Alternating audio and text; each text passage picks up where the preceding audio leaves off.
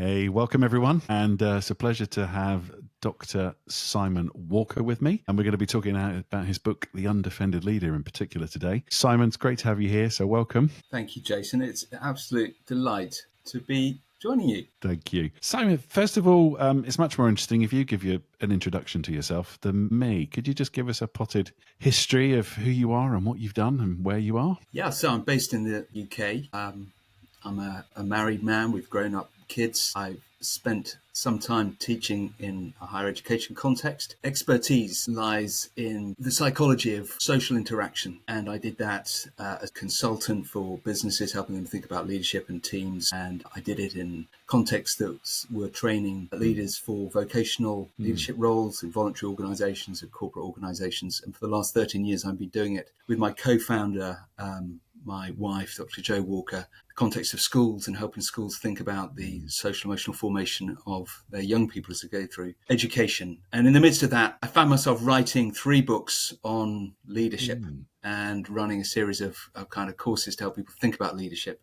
Because at one level, leadership is about a process of social interaction and influence. And I titled those books The Undefended Leader. As you've just pointed out to me, Jason, they're quite dated now. The first one came out in 2007, and the third one came out in 2011. They could certainly do with an update. I hope we might dig out 1 or 2 biscuits from the box that might be relevant today. Great. I mean, just so you were, what are some of the other things you've done in your life, work-wise? Well, I'm ordained as an Anglican priest. So I served in local parish ministry for 4 years. I taught in a college, Oxford University. I ran training development programs for corporate organisations. And for the last 13 years, I've worked with schools running this EdTech startup.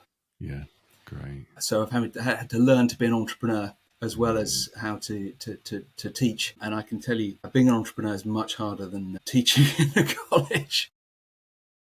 But is it harder than being a priest? That's a good question. Different kinds of challenge. There'll be a different interview, Reverend Dr. Simon Walker. So, and Simon, the trilogy in the books emerged from your doctoral work. That's right? Yeah. No, they rose before the doctorate, actually.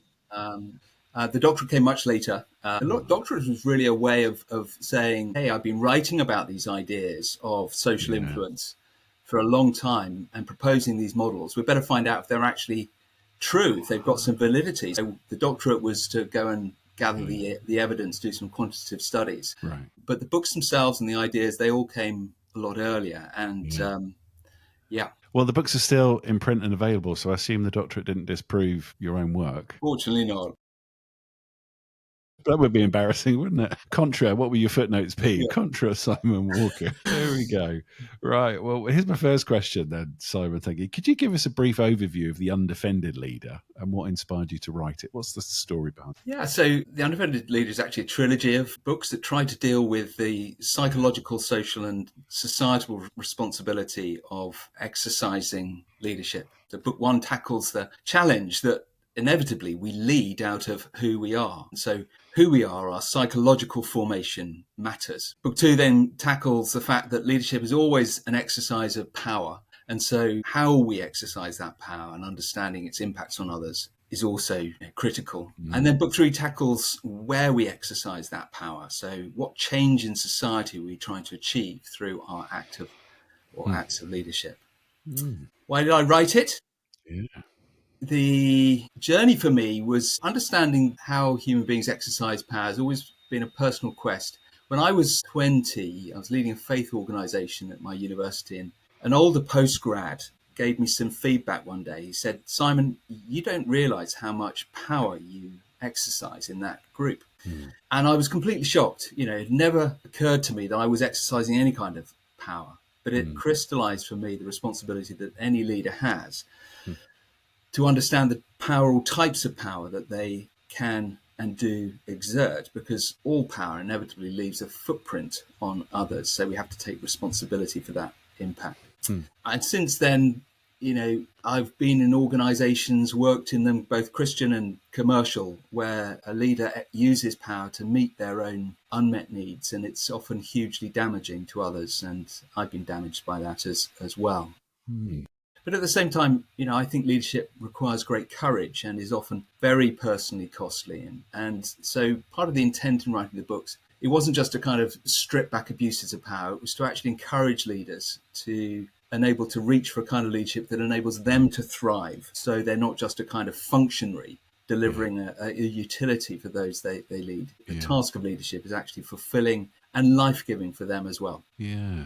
Wonderful. Could I just tease out a few things there with you? So this dynamic of power, and you come to the realization, oh gosh, this is something I need to consider, and what you start to notice it in yourself, in other people. And I think you mentioned there how leaders in particular are using power to meet their own unmet needs. Is that conscious most of the time? Why does that happen? Is it just human nature? What's the mechanisms at play there? I would say that it's often a process by which someone finds himself being promoted or taking on a leadership role, and they get stuck into the tasks and the things that they're trying to do. And of course, they're just getting on with it, not necessarily thinking about how and why they do what they're doing. So I think there is a large amount of unconscious behavior that we bring into leadership. I think the difference between someone who's taken on the responsibility of leadership and someone who is kind of sitting back in the pew, and I've done both, is that you have a greater impact on more people. So that's what kind of behoves you to think consciously about what that impact actually is. And my first degree was in biology. I studied biological sciences at Oxford. And so I'm a scientist by background. I'm interested in how organisms exist and co-interact in social systems. And human beings are organisms, and we co-interact with each other in groups. And leadership is really a kind of process of helping those groups do more, be more healthy, make better choices. So I really wanted to kind of find a rigorous way of thinking about and helping the leader understand the kind of power that they have available. And that kind of power is a mixture of things. It's power to do with their personal behavior. It's power to do with the role that they've been given. It's power to do with the location they have in the group. And often it's power that's either available or not available due to the kind of the context that group finds itself in as well. So it's not all down to the personal influence of the leader. It's a little bit more complex than that. My books try to kind of tease that out a bit. Yeah. So a lot of people listening to this will be in Christian organizations and institutions, either churches or charities, working with volunteers, and a different dynamic than the commercial sector for leadership, and those have different leadership dynamics. But what are some of the elements of the power dynamics? It's not just the leader who might be trying to get what they want. How much is it the other people around them and their power needs? What are the power needs of people that aren't the leader? That's my question. That's a great question. And Jason, you kind of alighted on something that's quite central to the themes that I try and explore in the book, which is there is an interaction between the leader and like what I tend to refer to as the audience. So I use the metaphor of theatre quite centrally in the book, that the leader is performing to an audience in order to secure a kind of reaction, a positive reaction from them. And I take that there are some strong, really fertile psychological theories around impression management and how we perform ourselves and construct our world around us.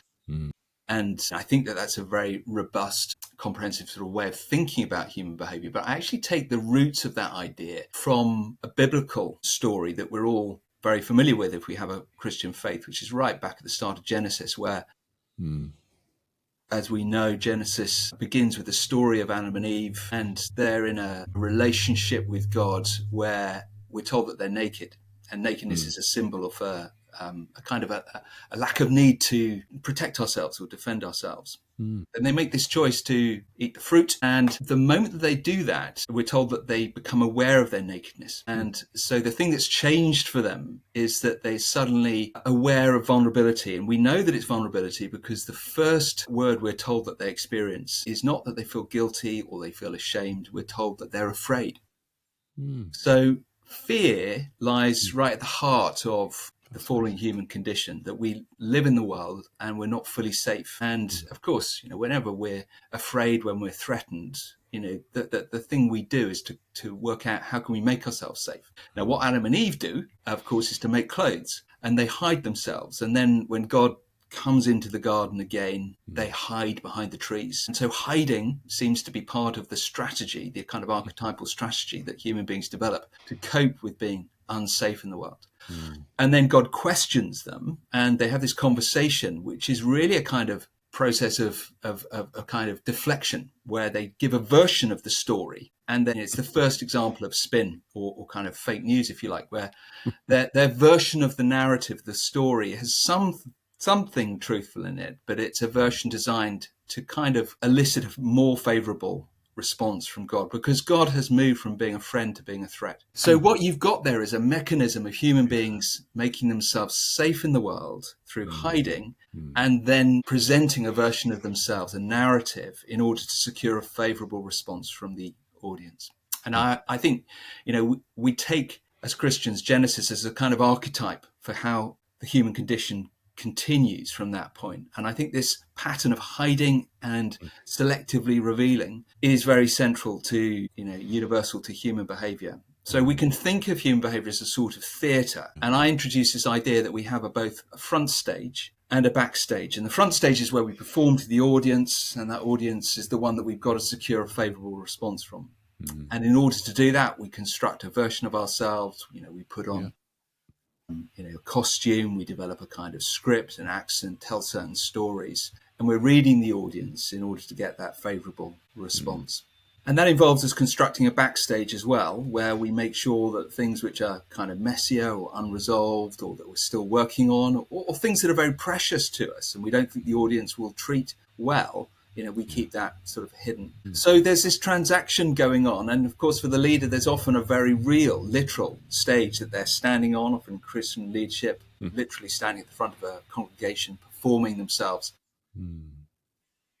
And the audience isn't just passive. The audience is an active participant in this theatre. The audience has come into that theatre, they're watching the performance, and in some ways they're choosing what they applaud and what they throw tomatoes at. So their response really co-determines how the leader is going to behave. And I talk at the start of the book, just give you one example of a sort of very, very typical transaction that takes place often in Christian circles, particularly, which is idealization. So idealization is the psychological idea that when I'm kind of sitting in the congregation somewhere, and I'm looking at someone who's leading my organization, I'm very aware of my own failures, my own kind of, disappointment with myself, that I haven't lived up to my own ideals. I'm not the person that I really could be.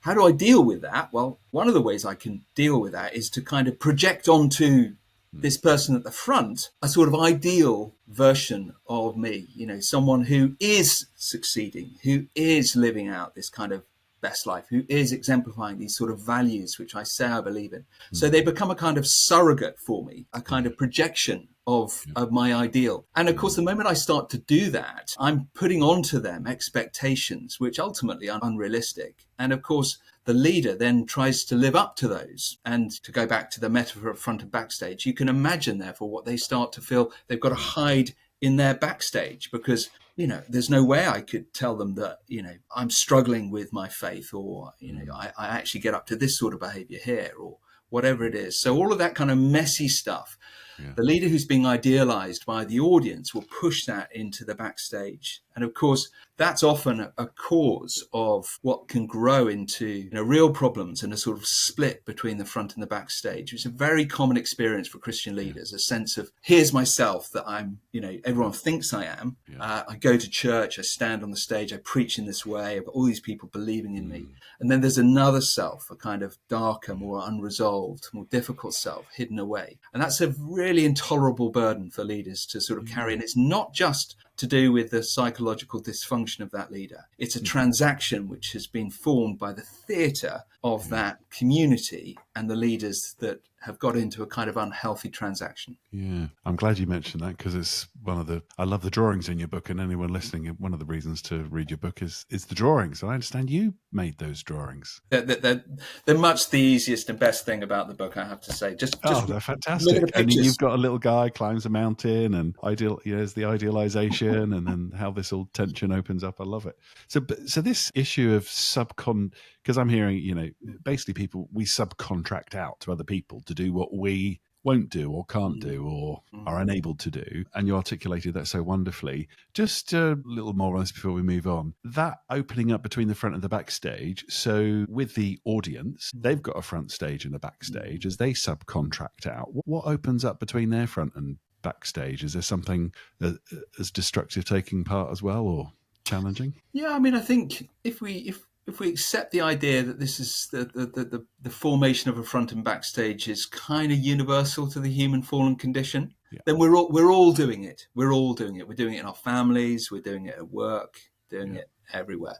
But one of the differences between when someone steps onto a leadership stage, literally or metaphorically, is that they're more exposed. They've got a kind of more formal audience who's watching their performance and evaluating them. And to some extent, of course, they're if you're a pastor, your livelihood depends on their response. So there's a lot of pressure, potentially unhealthy pressure, which the leader particularly faces. And of course, Christian communities are values driven. We believe a set of things, we kind of espouse a set of values. So there's a kind of orthodoxy and orthopraxy which we expect of our leaders. We expect them to sort of deliver this performance. And so that's a little bit different and more exceptional than people in the pew, if you like. And to some extent, and I'm someone who's lived on the front stage leading organizations and sat in the pew, literally and metaphorically as well. And when you're in the pew, you don't have that same sense of psychological pressure. To some extent, you're not going to be hauled over the coals for kind of having some significant doubts about your faith right now, because you're not going to have to stand up and deliver a sermon on it and sort of cope with that sort of level of internal discrepancy. So it's just a kind of a less hostile environment. But that being said, I think the kind of whole leadership is ultimately just an extension of being a human being, and establishing a healthy relationship between our front and backstage, establishing how that backstage can become a place where we allow those who we trust and who love us in to see the inner us and to be seen and known ultimately by them and by God is fundamental to us being whole and healed as human beings. Brilliant. So my takeaway from this bit here is that front stage, backstage is universal. It's a tension to manage, and it's a pressure that we're under, and it can, because of what you've mentioned, idealization in particular, can open up a mismanagement and misuse of power for trying to be safe in those ways. Just before we move on, because I'm enjoying this too much, is there anything, when you wrote this a while ago, has something gone on in our world that is making that dynamic more intense? It's very interesting, Jason. When I wrote the books, 2007, smartphones were just emerging. There was no forward-facing camera, so no selfies on smartphones. There was virtually no social media as we know it now. And the financial crash hadn't yet happened. Climate crisis was still a kind of a slightly minority interest. Ukraine hadn't been invaded. COVID hadn't happened. Whole series of jarring shocks have occurred in the world since then, which, at a kind of totally top line level, have made the world less predictable, less stable, and many of those sort of assumptions that we live with in the 90s and the 2000s don't seem to stand anymore. So the world is less safe. And if we go back to the idea of front and backstage, if we're all performing ourselves in a theatre that is fundamentally sort of less safe, then that's a change. But I think, just to hone in on one other thing, the advent of social media is a tool which empowers the audience. Fundamentally, it's shifted the balance of power. So when I was writing these books, you could stand on a stage and someone might be filming the conference or service, but you weren't going to get feedback on that. And there wasn't going to be any response for, hours or weeks afterwards. And, that could be live streamed, being live tweeted, and people could be reacting instantly. And the moment they react, that gets shared, exaggerated, amplified. And that process of the audience reacting kind of reflexively, almost splenetically to something which is said or missaid and then amplifying it and then sharing it. It's really kind of hooked into a part of the human brain which is evolutionary terms was not designed to behave this sort of way. So we have a part of the brain which it's a collective emotional neural circuit, or a set of neural networks, really. And what it's designed to do essentially is to help us belong to a group. As human beings, there's one of me, there's 7 billion of them. Those aren't great odds. I'm not going to survive in this world unless I can find alliances and find ways to belong in a group. So we've evolved a very sophisticated neural systems that allow us to work out whether we can trust a group of people and how we can fit in with that group. And we don't do that largely consciously. We don't do it largely rationally or thinking. We do it through a series of often unconscious, affective and behavioral cues that we pick up and we then perform, which say to the group we're part of, I'm one of you. And we do that in order to fit in and belong. Now, the trouble with that social media technology that we've plunged ourselves into and that we're now living in is that it really amplifies the speed and scale of that sort of affective tribal belonging. So, I'm no longer kind of trying to belong in my local village or town or, my local organization. I'm trying to belong in my group online. And in that group online, I can exclude, or that group can exclude anyone whose views they don't like, behaviors that they don't like. So there's a really tight cohesion. And if I get excluded or cancelled from that group, I really can get cancelled. I can get absolutely destroyed by them. My reputation can be destroyed and be destroyed instantly, overnight.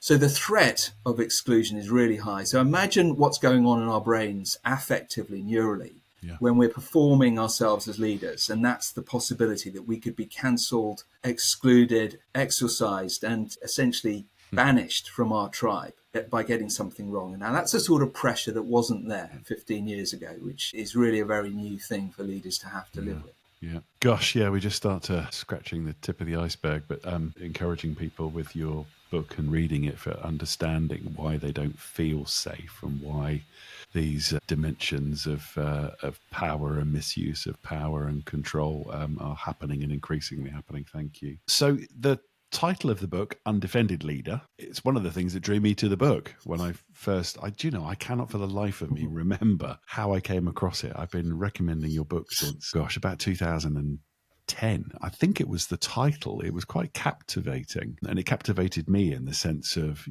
my experience, most leaders are defended. It was just one of those things. Gosh, that's just so obvious and powerful. But can you unpack for us what it means to be an undefended leader? Yeah, thanks, Jason. So it is quite a provocative idea that a leader should seek out to be undefended, and that to be undefended would enable them to ultimately be more free and potentially more effective as a leader. It's kind of counterintuitive. And yet, as you say, at the same time, we probably all sort of recognize that, we are defended as people. We are trying to defend ourselves. And so there's some sort of sense in which there's grit in the system that we need to free ourselves from, but we don't know how. So the books try to sort of set out a pathway as to what the grit is and what being free might look like. So, very simply, being undefended is about being free ourselves in order to use power in a way which is free. So the basic proposition is that if we ourselves have got sort of unmet needs, then any exercise of power in leadership will be at some level a way of meeting those unmet needs. So we won't be able to set others free if we're using them ultimately as a transaction to enable our own freedom. So it's about that prior work, which doesn't just get done once. We're continuing to do it as a cycle, day after day, to become more free. And I talk about sort of 3 layers of freedom, if you like. So it's about becoming psychologically free. So that's untethered by unmet and unacknowledged psychological needs. So there's a piece of work to do around those unmet and often unacknowledged needs. And then it's about being socially free. So being socially free is about being able to act in ways where we can embrace and target, growth and success. So that's legitimate. But we can also accept and embrace loss and failure. So loss and failure is not an ultimate threat for us. It's not something that we are desperately trying to avoid. We can tolerate it. And if it's the necessary option, we can accept that. And then finally, we talk about being societally free. So, that's really about moving against the herd. Ultimately, as a leader, as we become more undefended, more psychologically untethered from our own met needs, as we become more able to use power in a way to set others free, we often have to choose to move in a counter direction to the herd. Because remember, the herd all charges together as a great big group, because being in that herd makes people feel safe. So it builds up momentum, and it's going in the wrong direction with the wrong momentum. So what does the leader do? Well, it doesn't just jump into the herd. Often the leader has to stand still and suffer a degree of isolation as the herd charges over there. And the leader's job is to say, hang on, I think we need to remember this. I think we need to be looking in this direction. Often it's that future view beyond the immediate kind of euphoria or trauma, and to point out that sort of longer term trajectory. So that's partly about having that stillness in yourself to notice what's going on, but also to be free enough to point people in a direction that might be costly for them to take and is often costly for you. So stillness is a very kind of key idea in being undefended. Yeah, brilliant. Because my background and training's in theology, and looking at always trying to stretch us into a theology of leadership. So one of the things, given you use the image of Adam and Eve and clothing, it's interesting in the New Testament, Paul talks about being clothed with Christ, which is a clear counter to Adam and Eve and how they tried to protect themselves and respond to their fear. So these dimensions of psychologically free, socially free, and being able to move against the herd and do all of those things. For the Christian to be undefended, I think means something quite profound, doesn't it? It's not just the understanding psychologically we have an ego and it's defended. There's something intrinsic to reconciliation of our core identity to ourselves and in God through Christ that makes this desirable and possible. Yes. Does that make sense? Yes, it does. It does. And I think that you've used a really important word there, Jason, possible. Let's just think about that for a moment. Yeah. If we take ourselves back to that story in Genesis, if it's really true that we experience ourselves in a world that is not fully safe, then how could it ever be possible that we could be undefended? I mean, that's an act of lunacy, isn't it? It's an act of self-harm. So, let's acknowledge the absurdity of that. And let's not kind of pretend that this is either an easy or a kind of valid option. So, how could it ever be possible? And, like you, I've wrestled with that. And for me, it's given me a kind of lens to come back to the gospel again and think about what it is in Christ that God is really inviting us into. When we look at the life of Jesus and the words that he speaks, right at the heart of it, and particularly sort of drawn out in John's gospel, is this relationship that he, the Son, has with his Father. And one of the ways he describes that is he says the Son always does what he sees his Father in heaven doing. For the Father loves the Son and shows him everything that he does. So what's going on there? Well, what we've got happening there is a relationship of mutual disclosure, where the Father, because of his love for the Son, shows him everything that he's doing. And the Son, because of his stillness and surrender, sees the Father, has his eyes fixed on his gaze, and is held in the gaze of the Father. And that gaze is strong and secure enough that Jesus doesn't have to worry about anything else. And he doesn't have to rebel against that or try and fight his own pathway. What he's seeking to do is to keep in step with the Father. So the Father loves the Son, shows him everything that he does, and the Son joins in with that. So that's that. It's a beautiful picture of intimacy, almost like a divine child held in the arms of a mother, if I could use another image which the Bible does use for God. God the Father who holds the Son in his gaze. So that gaze of the Father is a gaze of adoption. It's the gaze of, for us, where we are adopted into that same intimate relationship with the Father. And what that invitation invites us to experience is a kind of attachment. Yeah. To use a specifically psychological word there, and and many people who are listening will know quite a lot.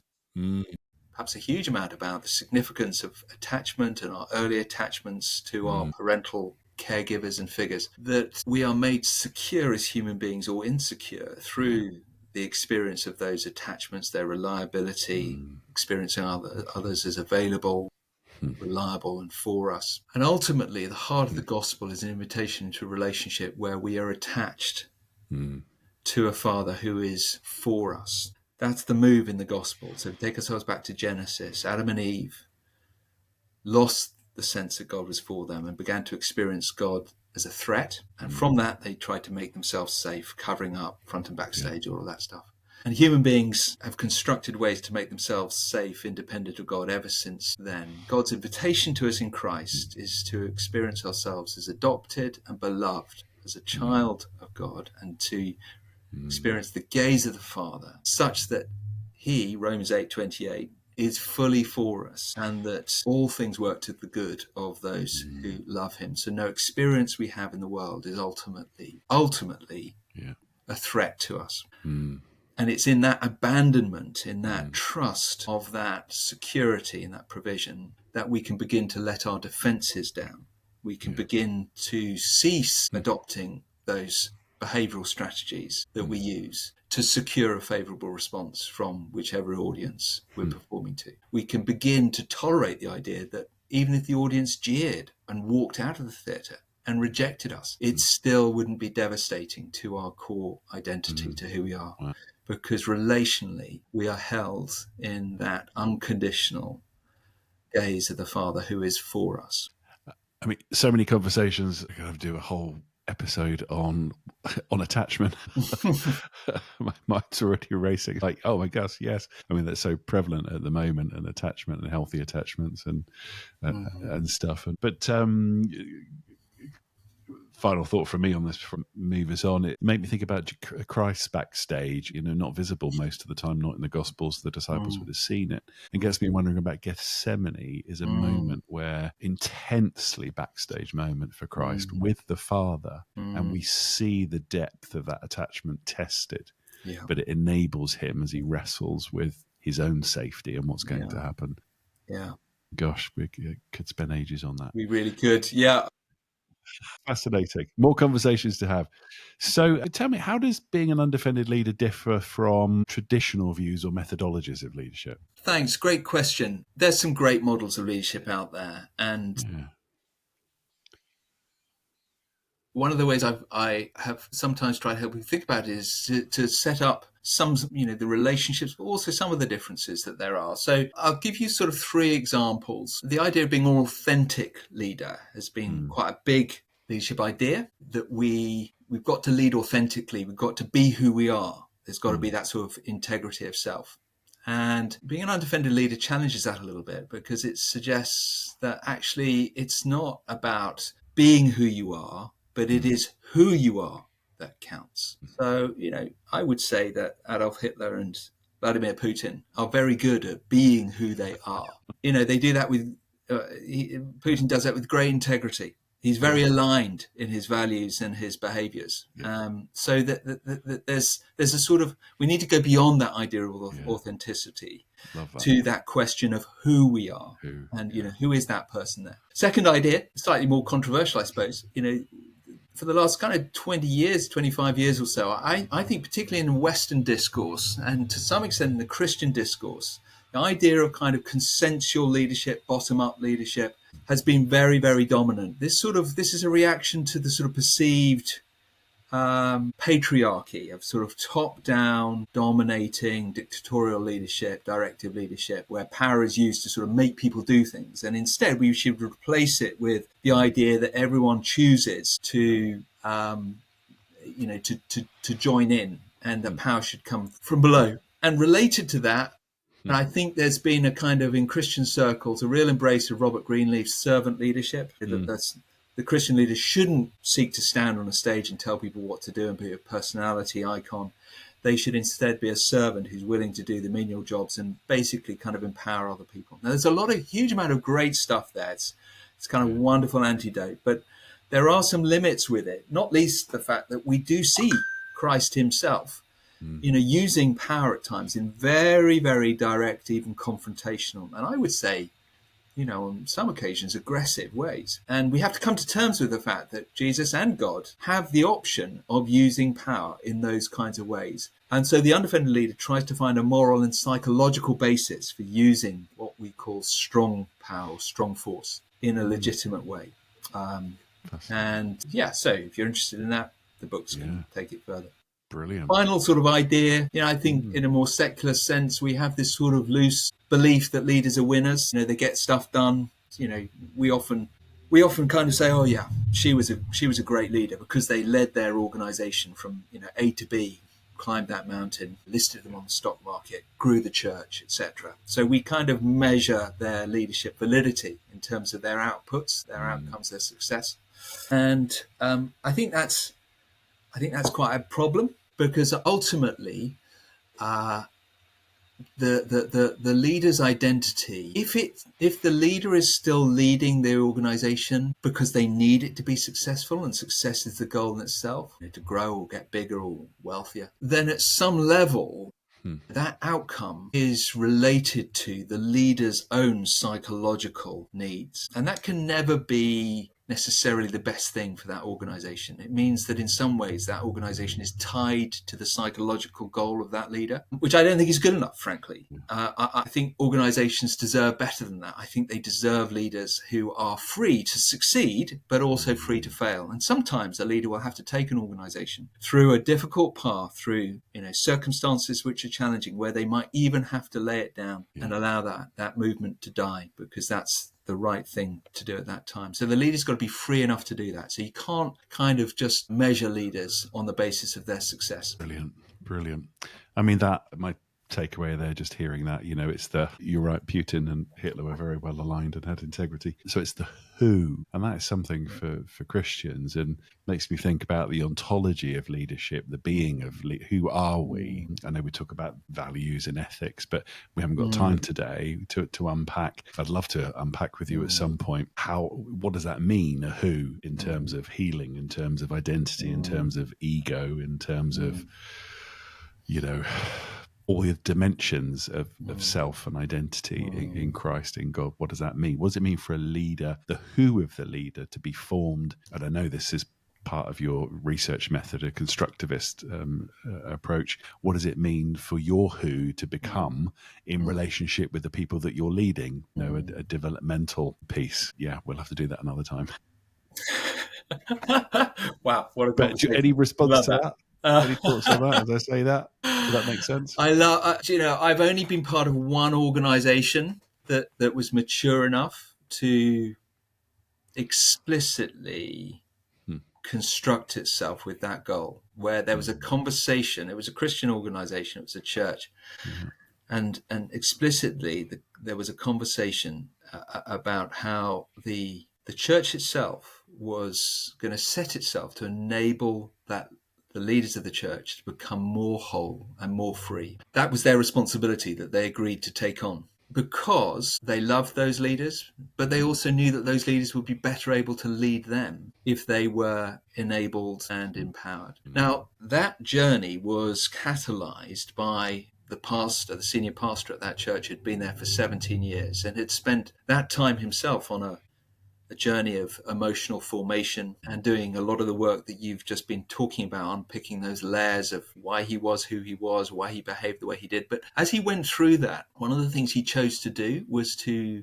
be explicit about it with the congregation. So, rather than sort of seeing himself as a sort of an icon who had to have everything sorted out, he said, no, I'm going to open this conversation, this journey up to my congregation, because as I make this journey and work on these themes myself, it will give them permission to work on their own journeys as well. And in doing that, he disarmed that transaction of idealization, and he permitted them as individuals and a community to grow up and to see that he as a leader wasn't going to sort everything out for them. He wasn't going to be perfect, that ultimately this was a community that was interested in everyone taking responsibility for their own journey and formation. And he would always say, look, my goal here is not to, help this church get bigger or buy those buildings there or, overcome this problem. I'm not here to provide those answers. My role as a leader is to enable this community of people to grow up. That was his goal as a leader. It was to facilitate and empower and scaffold the formation of that community. And it was the most mature organization I've ever been part of. And it just, I guess the fact that I've only been part of one of them illustrates that they're not that common. No. But it is possible. Possible. That's going to be a word from today, isn't it? Possible. I can feel it already. Brilliant. So now could you tell us some of the main strategies or principles from the books for becoming an undefended leader? Because I'll preview it now, a sneak preview. You don't just give us a theory and walk away. You've actually got some great things to tell us about how we can become undefended, because by now everyone's going, I want to be an undefended leader. How do we become one, Simon? Yeah. I always, just as an aside, I worked on the edge of academia at times in my life, and I'm too much of a kind of a practical person who likes to see things done. And I loved Augustine's image that, if we've got a gold key, but the key doesn't fit the lock, we need to throw that gold key away and use the iron key. So what I try to do in the books is to get down from the sort of intellectual high points about the psychology of leadership and all the long words, all the isms that one could talk about. I don't do a lot of that. I try to draw out a pathway that all of us can walk, where we can find ourselves and give concrete, ordinary strategies where we can locate ourselves and take some steps to move forward. And if I was to sort of highlight a few points on that journey, so that people can sort of understand a little bit about what the book covers, we start off by thinking about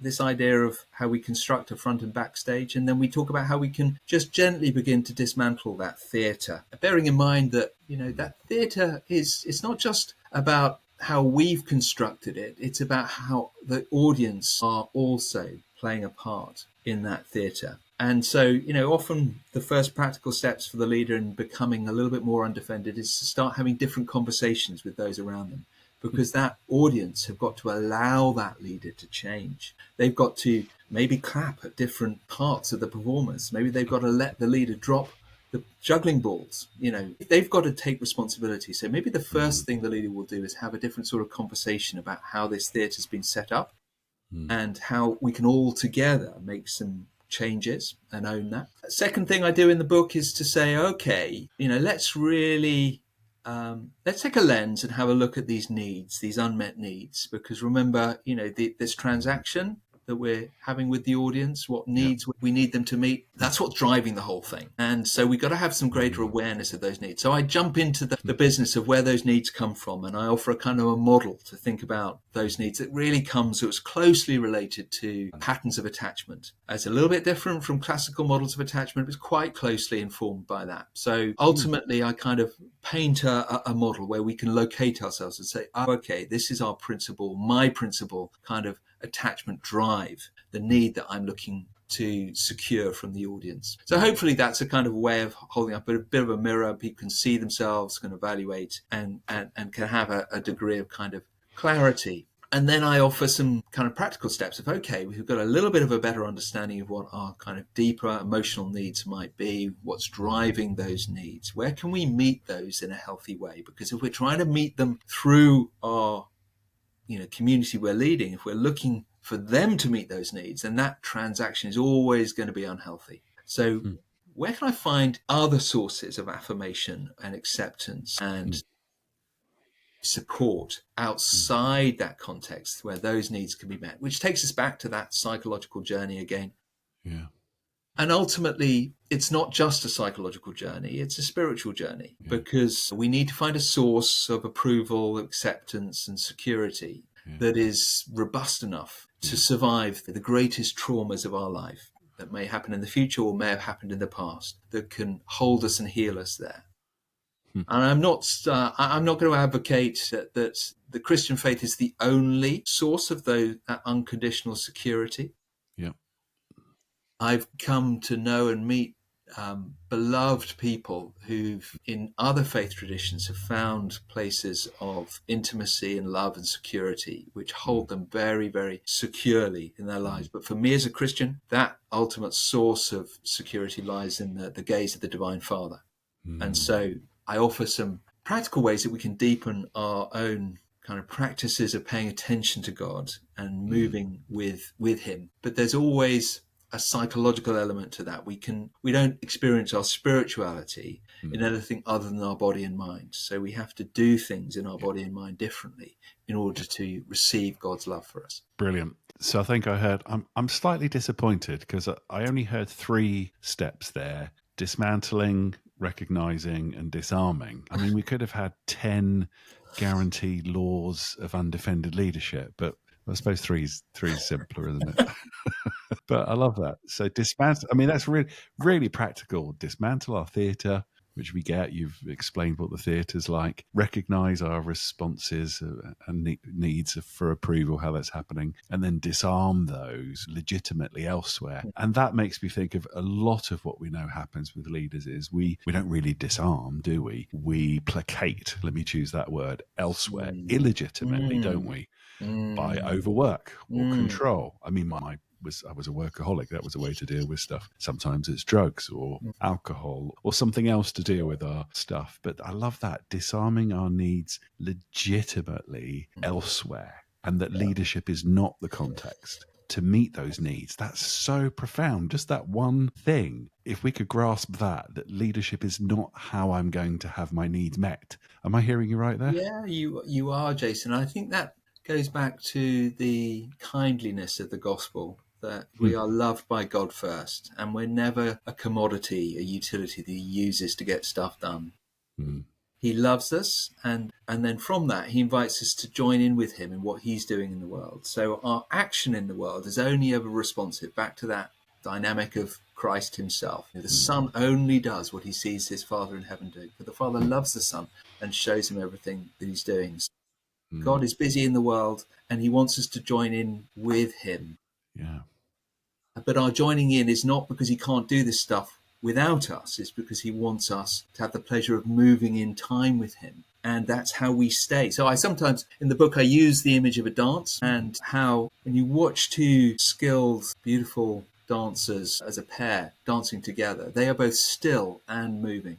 It's the T.S. Eliot idea of being still and moving. So they're still with each other, gazing in each other's eyes, and every movement is in time with the other, coordinated, in step.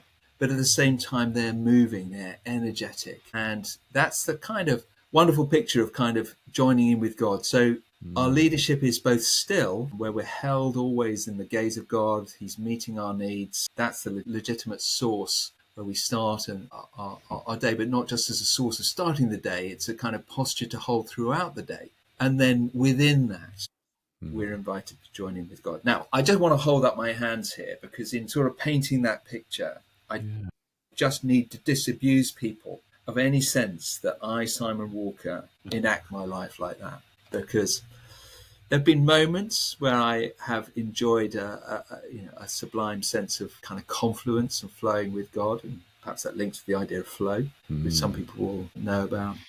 Yeah. But there are many times when my dance grates. Sometimes, I miss the step, I drop the hold, I opt out altogether. But God is kindly and invites me back in, and so I'm, that's his invitation, isn't it?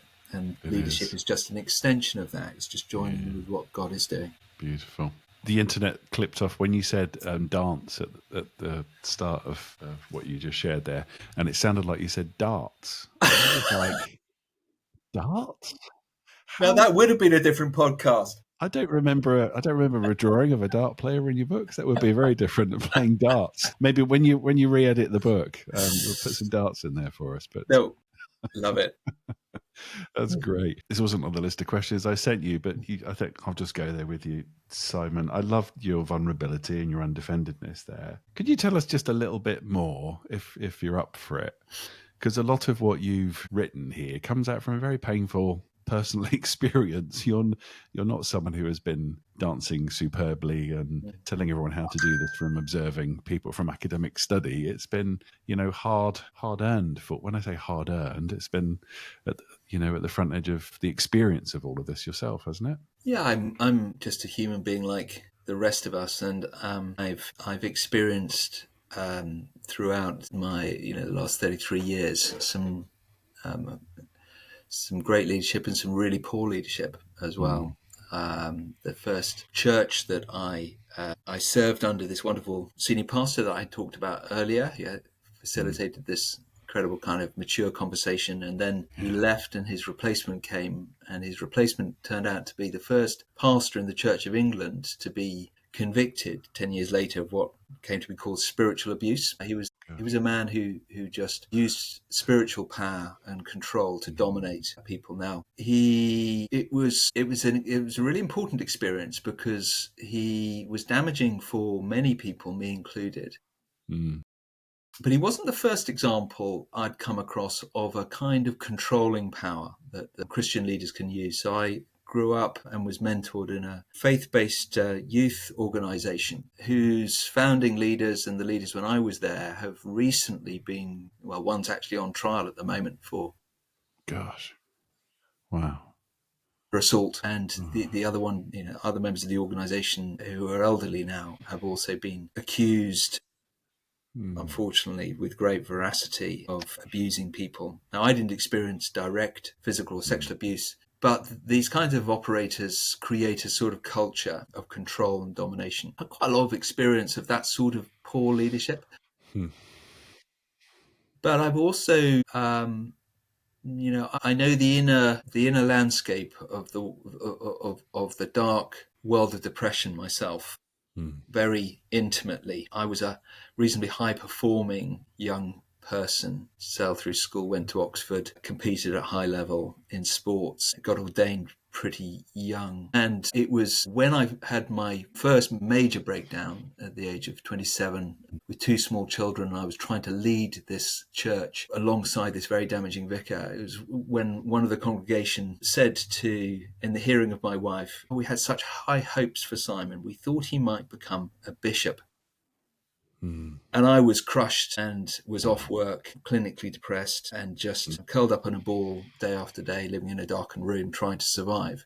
And I was depressed clinically for a couple of years and then battled depression throughout my 20s and early 30s. And really, the kind of imperative to try to find a language around power leadership and was to try to understand at one level, what had happened to me, but also how I could find a path to healthy forms of power, and power not just to use in leadership with others, but I could use myself to lead myself, I guess, because I think at one level the leader has to lead themselves before they try to lead anyone else. So it was, the kind of the mud of the trenches was where the sculpture of undefended leadership came from. I love the phrase, God is a potter and he makes his pots out of mud. I think it's very true.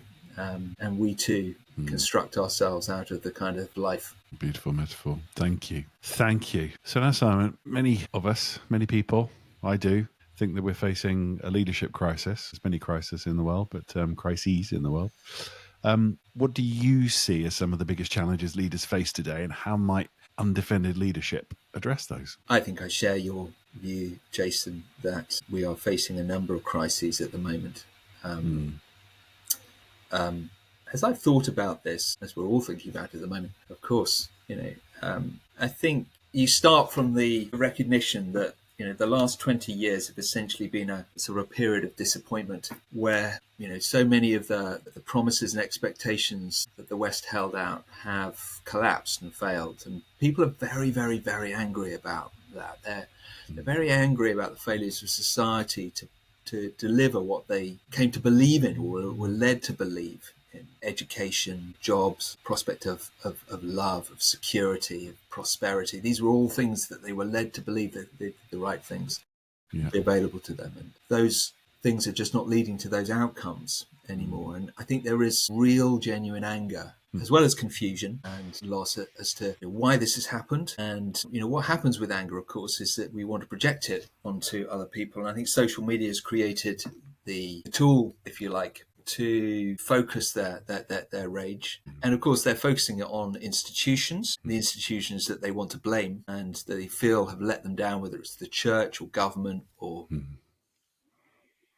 whatever it is. And leaders are the face of those institutions. And so they are also, being seen and being blamed. So I think that kind of context of anger, genuine hostility, fear, confusion, trust of institutions, leaders as a face of that, I think that creates one sort of crisis, which is a reluctance of people to volunteer to lead. Coupled with, we said this kind of cancel culture, on rocket speed through social media. Why would you put yourself up for that? It's such a malign, hostile place. So I think institutions are facing just a lack of people wanting to lead things. I work in education now, and most adverts for heads of schools go almost unanswered. People just will not put themselves forward to lead a school anymore. And that's obviously a crisis in its own right for institutions. And what we're actually facing, what gets compounded there, is that people are retiring as quickly as they can. They're getting out. That drains institutions of wisdom and maturity and experience, and you get young leaders coming in without knowledge and experience who are trying to take things on that they're unfamiliar with, unskilled at, haven't got the kind of depth of weight of knowledge or learning to really succeed. So the quality of leadership in the organization kind of starts to deteriorate, and it starts to become more reactive, more dysfunctional. And I think we are caught a little bit in that cycle at the moment of institutional quality declining and deteriorating, and institutions just becoming less effective as a result of that, which of course then feeds into the disappointment that they're less able to get things done. Governments can get things done, less well. And in the face of that, I think there's another parallel crisis. Sorry, gosh, I'm dealing with all the bad stuff, aren't I? There's another sort of crisis, which is, we're attracted to sort of what I'd call the fuck you leader. Oh, yeah. Who in that situation, this is the sort of the emergence of the new arrogant sort of leader who will stand on the stage and kind of exemplify the rage and point the finger at these things that have let us down and represent that sort of avatar of our rage and who can fight for us. So whether it's Andrew Tate or Donald Trump or Just Stop Oil, it's a sort of deliberate, amplified aggression which is now being legitimized, where we know that they are a bully. We know that they don't have a character behind them. They are kind of bad, but they're our bad guy. They're fighting, our bad stuff. And so we're happy for them to punish other people. And they give us a sort of sense of power in the face of powerlessness. So, I think we're in quite a bleak place as societies. And I think there isn't a kind of off button that we can just press to stop this. And there isn't a sort of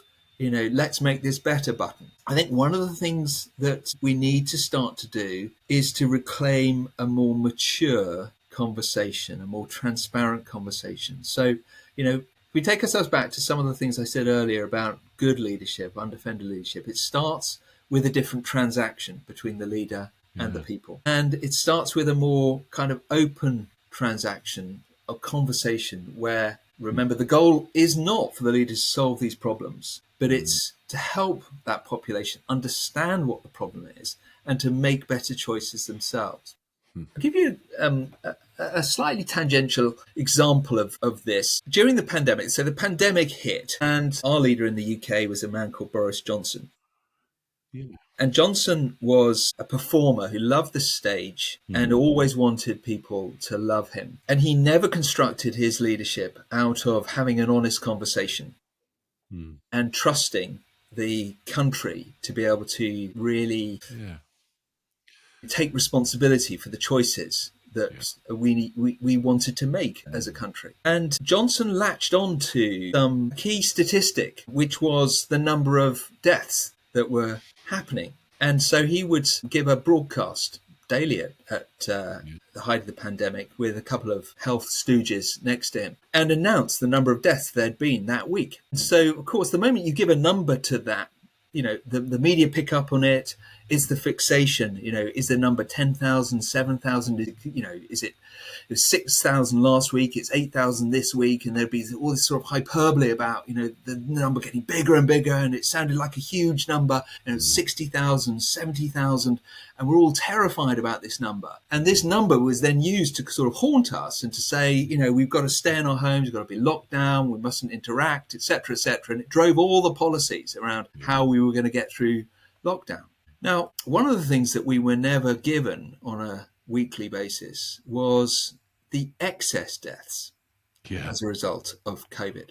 Now, as a scientist, as a biologist, I wasn't interested in the absolute number of deaths. I wanted to know how many more deaths or fewer deaths there were as a result of COVID. We needed to see this in relation to the normal number of deaths that a population the size of the UK would experience. Now, set in that context, overall total number of excess deaths of the pandemic between February 2020 and March 2022 was about 160,000.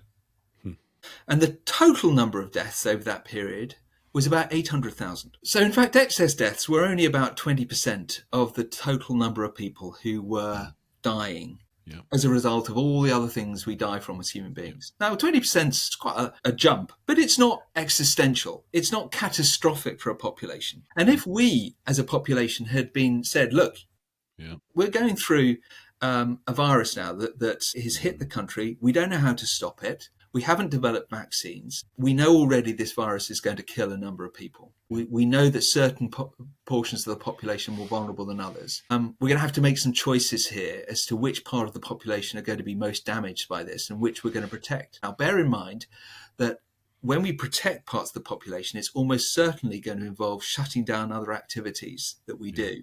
And those will have other longer term damaging effects, shutting down schools or the economy of shops, restaurants, that sort of thing. What we're going to do every day is tell you how many more deaths we're experiencing than we would normally have. And it is going to be more, and we're going to feel sad about this, and we're all going to know some people who die, but it's not going to be overwhelming. It's not going to be double the number. It's not going to be triple the number. It's going to be some percentage, 5%, 10%, 20%, 30% more. We're going to grieve together, and we're going to walk through this together. We can't stop these deaths happening, but it's not going to destroy us. But we are going to have to make some collective choices as to what we sacrifice and what price we pay. Now, if we'd had that kind of conversation, we would have been able to make some joint and mature decisions about how we as a society responded to the pandemic. But we all know we didn't have that conversation. And the long-term consequences of not having that conversation have been devastating for young people, for education, even getting people to school, for jobs, for the economy, for now people opting out of work and becoming long-term permanently inactive. It's had terrible consequences, and no one in the country feels happy about this, and no one ultimately made any choices that this was the country we wanted to have at the end of the pandemic. So it was appalling kind of leadership. And I just think that, where we are is that we've got to do better. And we're in a place now where people feel very angry, very let down, very confused. And what's the first thing we can do? We can start to acknowledge that anger and have a mature conversation about some of the choices we'd need to make if we wanted different outcomes. Because ultimately, it's not in the power of Keir Starmer or Donald Trump or anyone to change these economic outcomes, societal outcomes. We're going to have to all decide together. And I would just love leaders to have the courage to start to have that conversation with us. Gosh, yeah. So many things there. An environment of anxiety coupled with dysfunctional leadership, with the front stage performance, and seeing that played out writ large across the whole nation. My goodness, yeah. And can we have that? Like you say, it's possible. But will our leaders have it? And will some of them start to have possible conversations and name this and what happened? What I see happening, Simon, is just, anger on both sides. All those things that have now emerged is, no, we can't make any changes. You don't care about people. And at the other end, we have no choice. We need to make changes. And it's like, why can't we talk about this in the way that you just said and gone, this has been awful for all of us. But That's the world that we're in, aren't we? And it would take an undefended leadership to have some of those Yeah, conversations. do you know what, Jason? You kind of are leaning into some other elements. I try to write in the books, especially in the second and third books, about some of the sort of policy choices that one might need to make Yeah.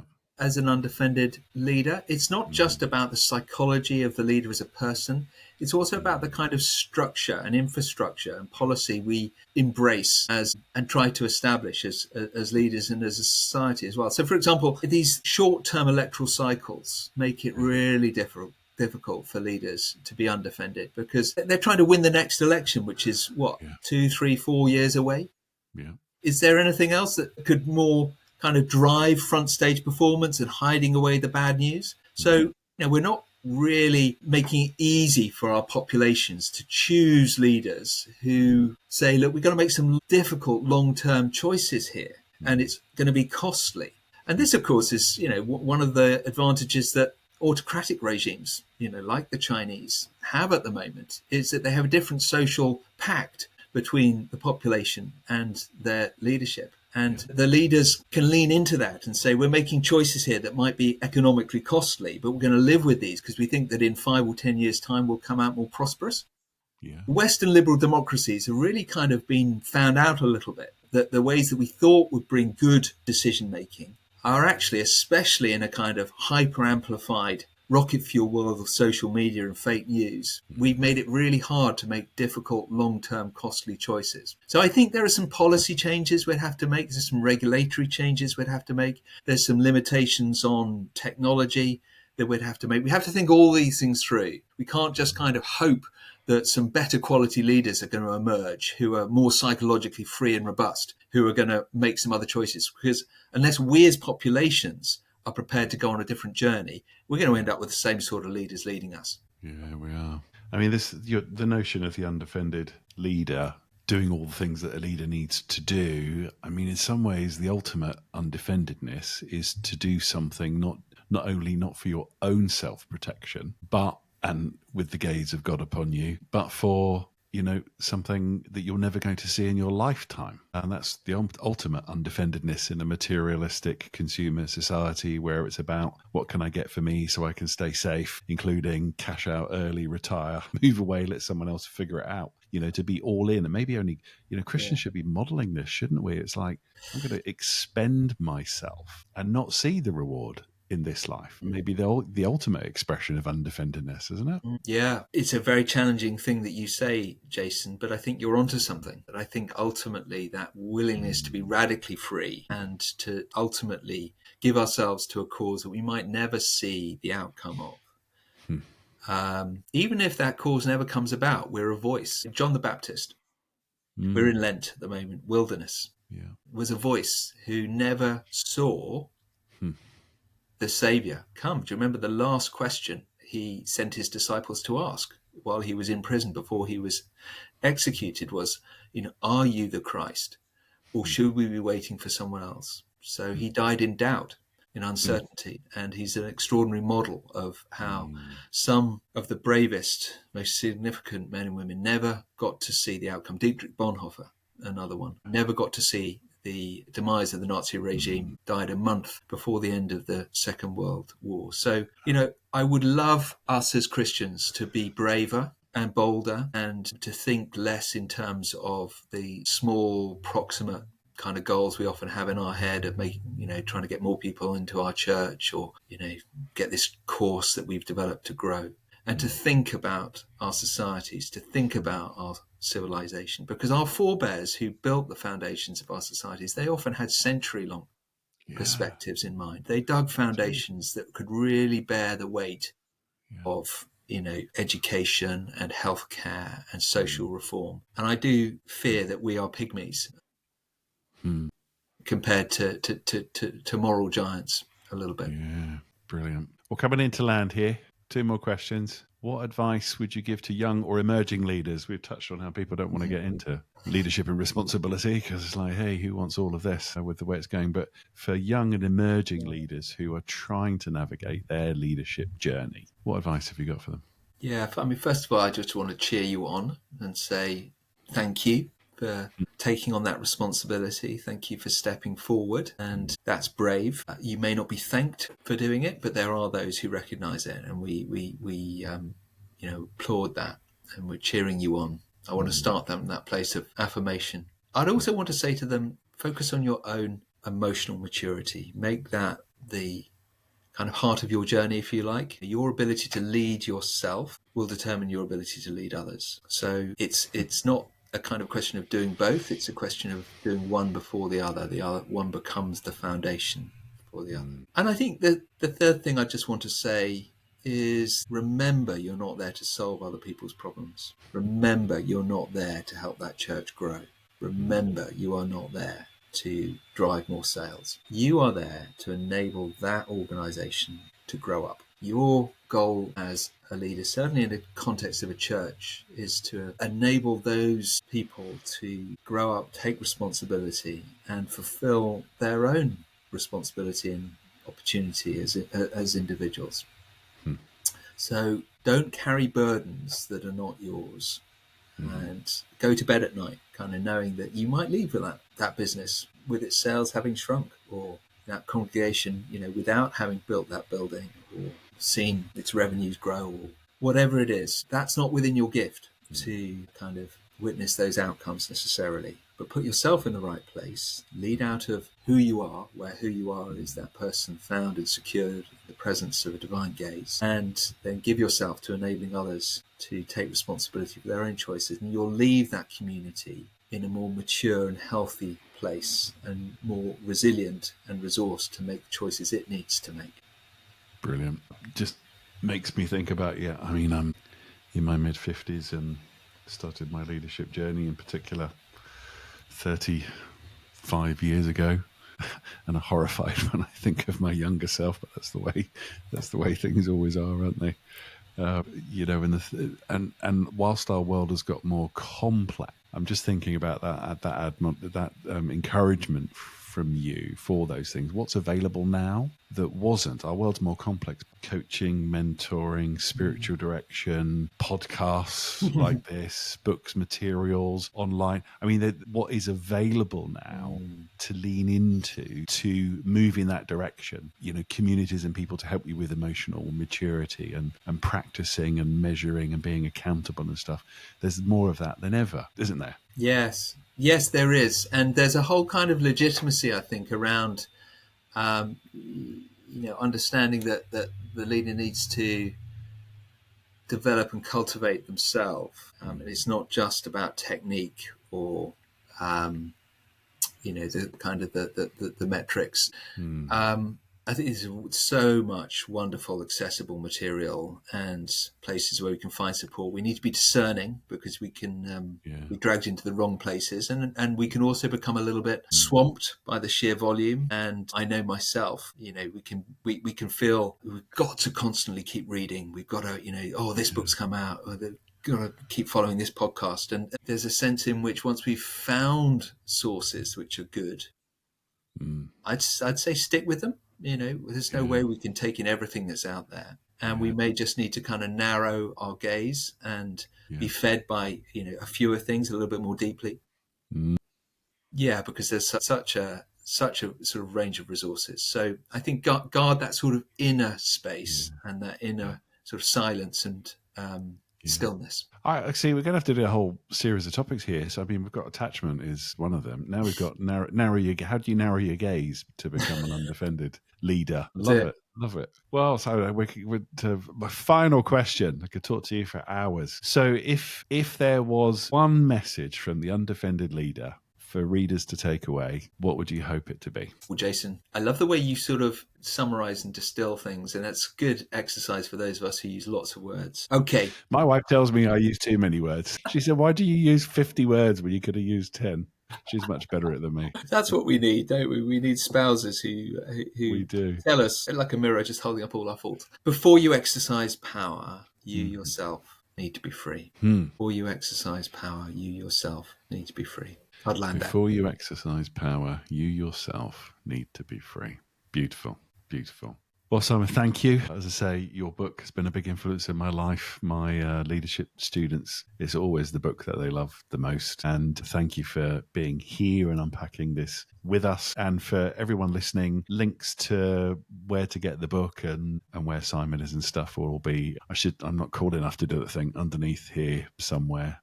It'll be somewhere where this is. So thank you. So be blessed. Thank you so much, Simon. It's been an absolute pleasure. I really enjoyed the conversation, Jason.